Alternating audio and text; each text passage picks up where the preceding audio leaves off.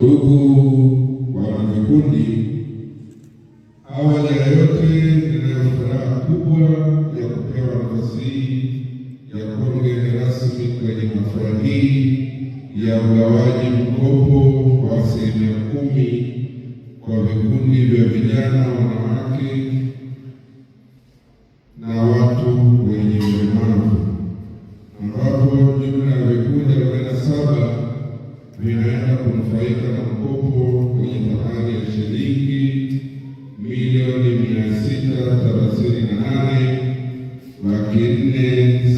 638,470,100. Mkopo huu ambao utatumika kwenye shughuli mbalimbali za uzalishaji, hivyo kuinua kipato cha kaya na halmashauri yetu kwa ujumla.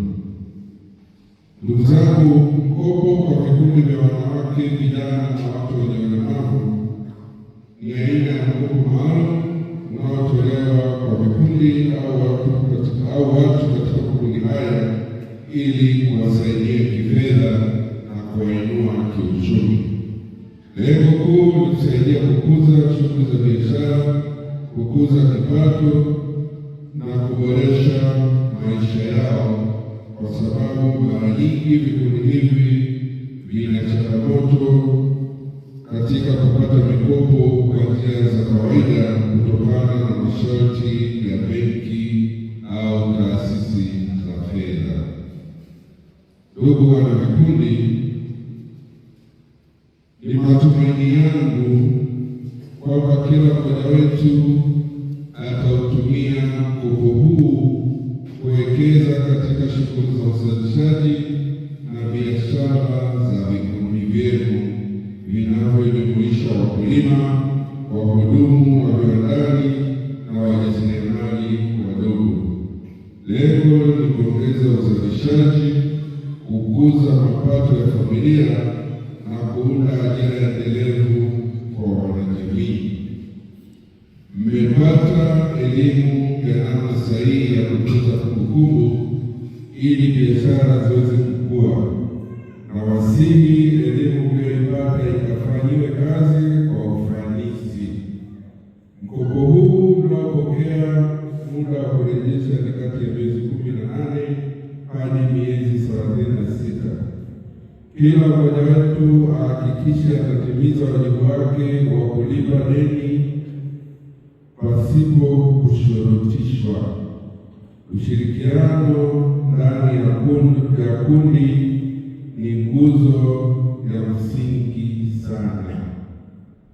Ndugu wanavikundi, mkopo mnaopokea mkautumie katika nyanja zifuatazo. Kwanza, kuongeza uzalishaji na thamani ya biashara mnazozifanya. Pili, mapato ya familia yakaboreshwa, hivyo kupunguza umaskini na kuboresha huduma za msingi kama vile elimu, afya na maji. Kuunda nafasi za kazi kwa vijana na wanawake, na hii inasaidia kujenga ustawi wa jamii na kiuchumi. 4, ni kuimarisha uwezo wa vikundi katika kujitafutia soko na kukua kiendelevu bila kuwa na utegemezi mkubwa wa msaada kutoka nje ya familia zetu. Na mwisho ni kutengeneza ajira kwa jamii.